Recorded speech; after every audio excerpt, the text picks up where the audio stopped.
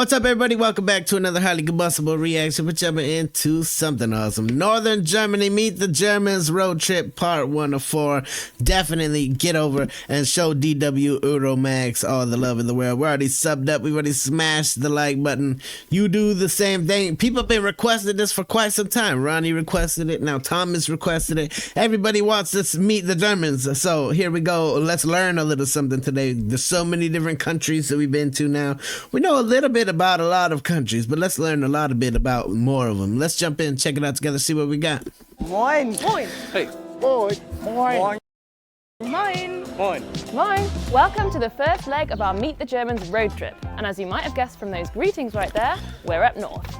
Look how quaint the streets are, though. It's like right out of a storybook in my mind. That's not, we don't, like, we might have certain little cities and certain little towns in America that are like this, but they are few and far between. Even just like the decorative work on the buildings is phenomenal. Everything is so picturesque. Our Meet the Germans road trip. And as you might have guessed from those greetings right there, we're up north. According to the Happiness Atlas, this is where many of the happiest Germans live. That doesn't necessarily mean that you'll feel the happiness oozing out of them. The Northerners are known for their cool approach and for being people of few words. Moin doesn't actually mean morning. It's thought to come from the Low German for good, and it can be used as a greeting at any time of day. You might also hear moin moin, but in some areas that's thought to be over the top. For our jaunt around northern Germany, we'll be visiting the states of Mecklenburg-Vorpommern, Schleswig-Holstein and Niedersachsen, as well as 2 of Germany's 3 city-states, Hamburg and Bremen.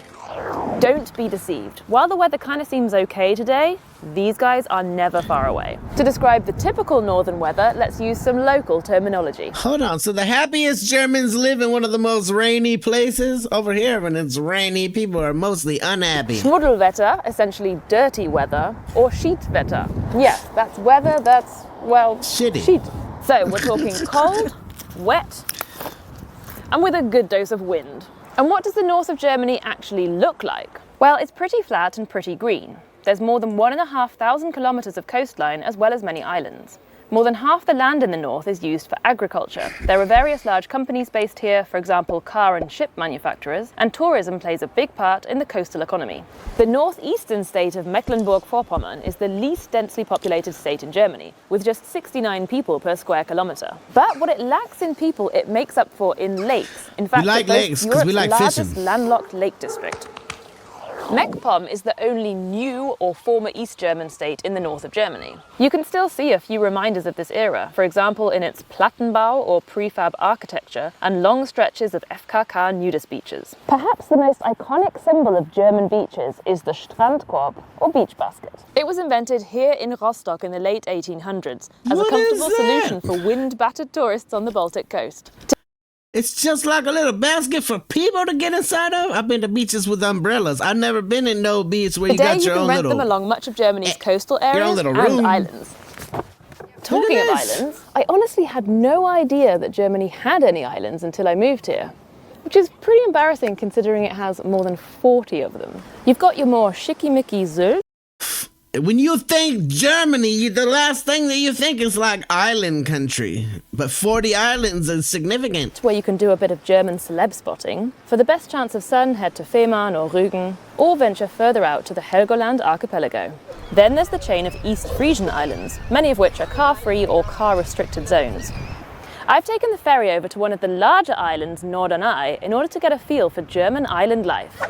Ja, hier ist ruhig. Ruhiger wie auf dem Festland. Definitiv entspannter. Man braucht kein Auto. Und ganz gesunde Luft, man schläft ja wie tot. Hier ist so ein bisschen heile Welt noch. Im Winter haben wir ein bisschen Ruhe, jetzt haben wir ein bisschen Trubel, ne? Da leben wir natürlich von. Hier hat man Ruhe, Sportbewegung, die Work-Life-Balance ist einfach fantastisch. I don't think I've ever been to a place where there was absolutely no cars. That would be an intriguing one for me, a unique kind of one for me. I've been to Andros Island in the Bahamas. They had fewer cars, but you still rode around in cars. I can't imagine going to a place where it's like, oh, cars are restricted. This is also a really rich area for biodiversity. The Wattenmeer is the world's largest unbroken system of intertidal sand and mudflats, and a large part of it is found along Germany's North Sea coast. It's a vital site for migratory birds, and it's home to numerous plant species and animals like seals and harbour porpoises.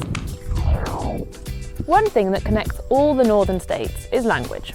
Low German, known as Plattdeutsch or Niederdeutsch, is an officially recognized and protected regional language. It's descended from Old Saxon, and it has many different local dialects, such as Hamburger Platt and Mecklenburgisches Niederdeutsch. While High German has been encroaching steadily since the 1950s, Platt is still widely spoken among the older generation, and efforts have been made to preserve the language, for example with radio shows and lessons in schools. And some young people are also keen to keep their linguistic heritage alive.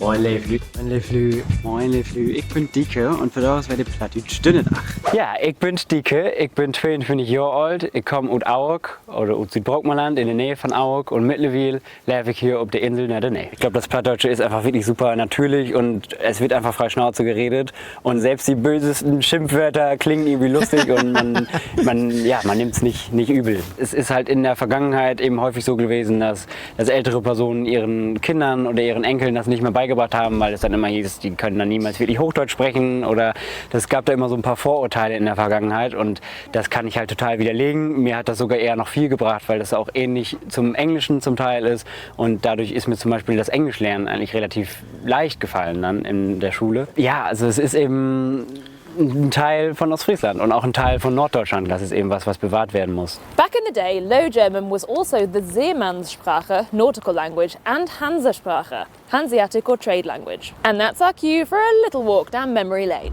The Hanseatic League was an organization. She got a way of describing things to where you want to stay here and learn. You want to stay here and pay attention. I wish she was my history teacher. World history, let's go. And that's our cue for a little walk down memory lane. The Hanseatic League was an organisation of merchant guilds, ports and market towns that dominated trade in Northern Europe from the 13th to the 15th century, and it all began here in northern Germany. Hanse was a medieval German word for guild or association, and the Hanseatic League was set up in order to protect mutual trading interests, from tax arrangements to defence against pirates. Lübeck in Schleswig-Holstein had easy access to both the North and Baltic Seas. It was the hub of the Hanseatic League and one of the most important trading posts in Northern Europe. Many northern cities like Lübeck, Wismar or Stralsund still wear their Hansestadt or Hanseatic City titles with pride. Have you ever wondered why cars registered in Hamburg have HH number plates? That stands for Hansestadt Hamburg. And here we are in Germany's second largest city. It boasts the third largest harbour in Europe, the largest warehouse district in the world, way more bridges than Venice, and more than 100 swans, a symbol of the city's historical sovereign status. This northern metropolis is also known for its Reeperbahn Red Light District, its striking Elbphilharmonie Concert Hall, and fish. Hamburg is yeah, also when you're the that close youngest to the German. water, fish is where you go, is what you eat. I'm just saying. Even here, the closer you get to the water, the more delicious and fresh the seafood becomes. State, with an average age of just over 42. Incidentally, red brick architecture, particularly Backstein Gothic or brick Gothic, is typical of northern Germany, which lacks sufficient natural supplies of building stone. Anyway, back to the fish. Unsurprisingly, seafood is a staple of northern cuisine.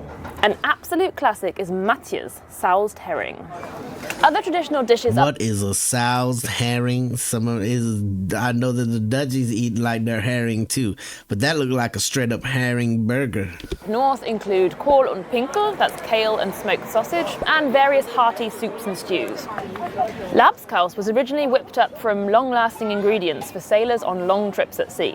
It's kind of a mush of corned beef and potato. If you're lucky, you might get some pickled herring and a fried egg on top.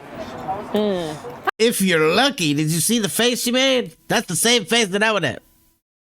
What is this? Fancy something sweet? Allow me to introduce you to one of my all-time favourite German foods, which was invented right here in Hamburg. The Franzbrötchen. Think cinnamon swirl, but even better. It looks amazing. And it's got the crunch. And of course, we can't neglect the beer. Exactly which brand you drink depends largely on where you are. Here in Bremen, just as everywhere else, there's plenty of local pride involved. But here in the north, we're generally talking some kind of Pilsner. But there's another drink that I've had on my bucket list for ages. Ostfriesentee. Move over Turkey and Great Britain. Ostfriesland is apparently the tea drinking capital of the world. The East Frisians drink an average of 300 litres of tea a year. And there's a whole ritual involved. I've come to Leer, the birthplace of East Frisian tea, to get initiated in a traditional tea ceremony. Als erstes braucht man erstmal einen schönen Kluntje. Der kommt zuerst in die Tasse. Dann gießt man den Tee ein und das knistert jetzt ein bisschen. Der Tee ist schön dunkel und kräftig. Das ist ein kräftiger Assam-Tee. Dann braucht man Sahne und das machen wir immer entgegen dem Uhrzeigersinn, weil wir beim Teetrinken die Zeit anhalten möchten. Und das Ganze nennt sich dann das Wulkje, weil das aussieht wie eine kleine Wolke. Umrühren darf ich nicht, oder? Nein, es wird einfach so in Schichten getrunken. Don't mix the tea up. That to me is definitely a weird one. Don't mix things, just drink it in layers. We are learning a lot about tea drinking. I myself am not a tea drinker. Beer? Yeah, I'll definitely down some German beer. Also man trinkt gleich erstmal so diese sahnige Schicht und dann trinkt man langsam eben sich durch bis zum letzten süßen Schluck. Die Menschen haben ja hier früher sehr viel auch draußen gearbeitet. Es war oft schlechtes Wetter, es war kalt, es war nass. Und da war so eine Teepause sehr willkommen, weil der Tee ist schön heiß. Außerdem wird bei der Zubereitung von Tee ja das Wasser abgekocht. Und das war sehr gut, weil das Wasser war oft sehr keimhaltig hier in Ostfriesland.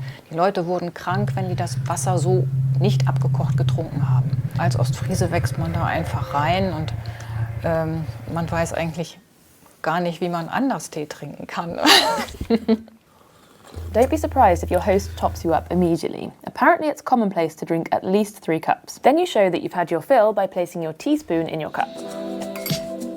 Please leave your top tips for Northern Germany in the comments. No, I don't and want I'll it see to you be soon over as yet. the Meet the Germans road trip continues. Hey, we know that there's a part 2, 3, and 4. It's all about the learning experience. There's a lot of countries out there that think that they do their way of doing tea is the right way of doing tea, though. That's for sure. 100% get over and show DW Euromax all the love in the world. If you enjoyed the journey, go do that today. The link's down there inside the description. I'm down to learn some more. I'm saying the only time I've ever been to Germany, I was there for 24, 40, maybe 48 hours. And that's only because when I got to the airport in Frankfurt, I landed, and it was 6:30 in the morning. Nothing in the airport was open. I had to wait for restaurants and things to open, and the only thing open was the bar. And I was like, well, this is intriguing. 6:30 in the morning, drinking German beer. And by noon, I was already a little schnockered. So I went to my gate and told the guy at the gate, hey, I got to be on this flight at this time. Will you be here? He said, I'll be here. Go ahead and sit over there. I'll wake you up and get you on the flight, because I was hammered. And then I woke up about an hour and a half after my flight, and he was still there. And I looked at him, and he was like, oh, no. And so they just moved me to the next flight. But still, I was stuck there. But it was a fun place to be stuck. It was definitely a bit of a culture shock. The different kinds of food. I thought I was ordering tomato paste, like a bruschetta, tomatoes on bread, and it turned out to be raw meat on bread, which is way different than tomatoes on bread. I'm 100% looking forward to this journey. Get over, show the love. Smash the like button if you liked it. The dislike button, but I won't believe you. Tell the next one of my Combustible. You guys be happy, healthy, safe, but let me to the moon, the back. Peace.